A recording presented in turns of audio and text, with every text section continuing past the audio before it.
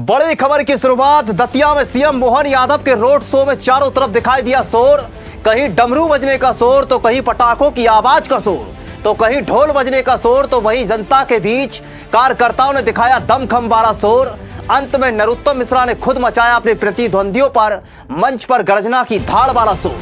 बारी बारी से तस्वीरों में देखिए सीएम मोहन यादव व संध्या राय के प्रचार का कहां दिखाई नहीं दिया शोर। जरा देखिए ये शोर। दतिया में सीएम मोहन यादव का पहला दौरा। दतिया में गूंजा रोड शो में डमरू की आवाज का किस्सा। ऐसे बजा डमाडम डमरू।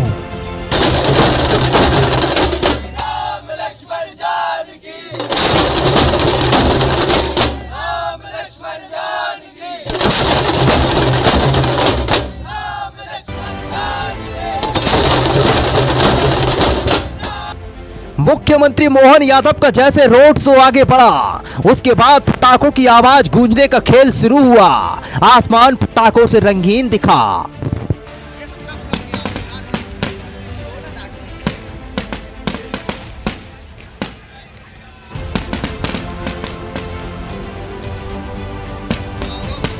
उसके बाद रोड शो में जनता के साथ कार्यकर्ताओं की दमखम वाली आवाज कहां पीछे छूटने वाली थी।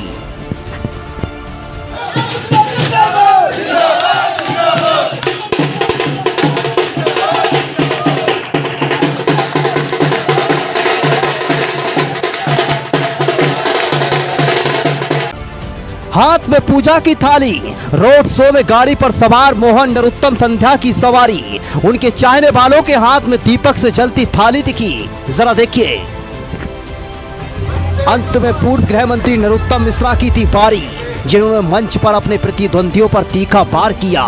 जरा सुनिए दिनेश के साथ बोलता एमपी तक। कार्यकारी प्रदेश के अध्यक्ष रामनिवास रावत जी कांग्रेस को छोड़ रहे। जब से आप मुख्यमंत्री बने हो तब से कांग्रेस में लगभग भगदड़ के हालात है मोहन भाई। ऐसे हालात हैं कि वो समझ ही नहीं पाते कि कब कौन चला जाएगा, किस पे विश्वास करें, किसको टिकट दें नहीं दे, ऐसी स्थिति है। यहां का कांग्रेस के प्रत्याशी जो है वो हमारे पड़ोस की सीट भांडेर से विधायक है और यहां से जो विधायक हैं राजेंद्र भारती जी, ये दोनों ही दतिया जिले की दोनों सीटें मुख्यमंत्री जी और दोनों में बड़ी समानता है। एक तो दोनों बड़े अनुभवी हैं। दतिया वाला भी 1 दर्जन पार्टी बदल चुका है, भांडेर वाला भी 1 दर्जन पार्टी बदल चुका है। इतने अनुभवी प्रत्याशी। दतिया वाले की उम्र भी 60-65 साल हो, भिंड वाले की उम्र भी 60-65 साल हो। झूठों के सरदार हैं दोनों। सरदार मैं ऐसा ही नहीं कह रहा। मैं आपको थोड़ा 6 महीने पीछे ले चलूं तो बहन संध्या राय के खिलाफ जो कांग्रेस का प्रत्याशी चुनाव लड़ रहा है उसने बड़ी मंच से घोषणा करी कि भाजपा अगर मध्य प्रदेश में 50 सीटें भी जीत जाएगी तो मैं राजभवन के सामने जाके अपना मुंह काला करूंगा। कैसे ही कहा था कि नहीं कहा था? अब इससे अंदाज करो कितने बड़े झूठे हो। और उसके बाद भाजपा 150 से ऊपर निकल गई। इन्होंने ऐसे ही झूठ बोल बोल के दोनों सीटें जीत ली। दोनों सीटें। सरकार आ रही है कांग्रेस की, सरकार आ रही है कांग्रेस की, सरकार आ रही है कांग्रेस की। और मैं कहता रहा आप लोगों से कि जिनने बनी बनाई नहीं चला पाई वो सरकार बनाएंगे कहां से। और आप देख लो सुपड़ा साफ हो गया मध्य प्रदेश में कांग्रेस। अब तो आप मानते हो कि दिल्ली में किसकी सरकार बन रही है? जोर से बोल के बताओ। मोदी जी की बन रही है। अच्छा, मोदी जी की सरकार बन रही है। हमारी तरफ से मोदी जी हैं और उधर से कौन है प्रधानमंत्री का दावेदार? बताना जरा। अच्छा, एक बार पब्लिक से आवाज आनी चाहिए, ऑडियंस से। बहुमत के लिए कितनी सीटें चाहिए किसी को लोकसभा में, किसी भी पार्टी को? 273। भारतीय जनता पार्टी को छोड़ के कोई पार्टी 273 सीटों पर लड़ रही है क्या? मतलब कोई भी 273 पे लड़ ही नहीं रहा।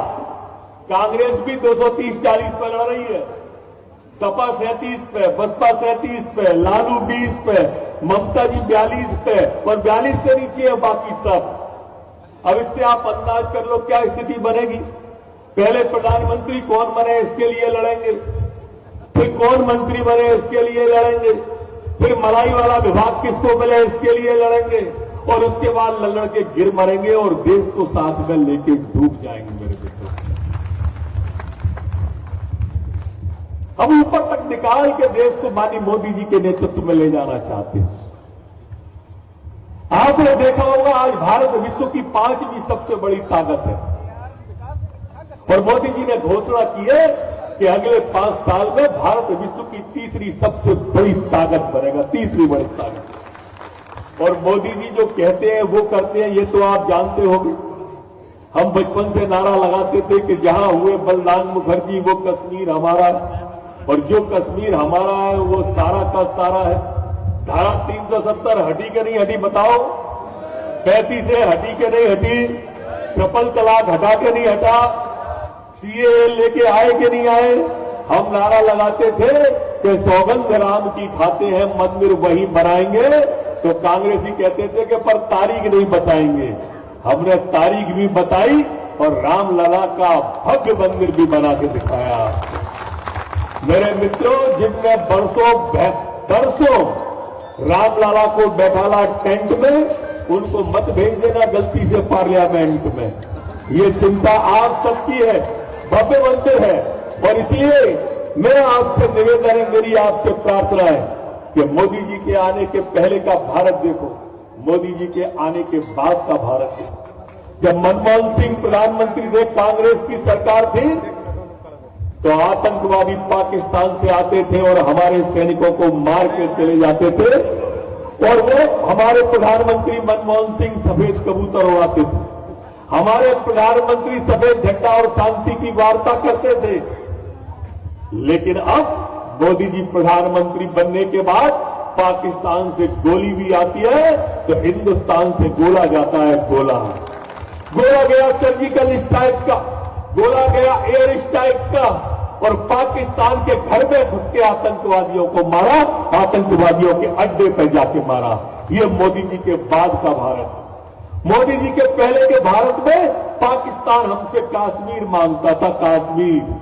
मोदी जी के आने के बाद आज पाकिस्तान कटोरा लेके आटा मांग रहा है, भीख मांग रहा है। ये मोदी जी के आने के बाद का भारत है। मोदी जी के आने के पहले हम कांग्रेस की सरकार में कश्मीर में तिरंगा झंडा नहीं फहरा पाते थे। आज कश्मीर की तो बात चली क्या है, चांद पे तिरंगा फहरा दिया मोदी जी ने, चांद पर तिरंगा। ये बदला हुआ भारत है मेरे मित्रों। भारत को विश्व गुरु बनाने की तरफ बढ़ने में आपका योगदान चाहिए, दतिया की सहभागिता चाहिए। ये विश्व गुरु ऐसे ही नहीं बनेगा। मोदी जी जैसा दमदार नेतृत्व चाहिए जो दुश्मन की आंखों में आंखें डाल के बात कर सके।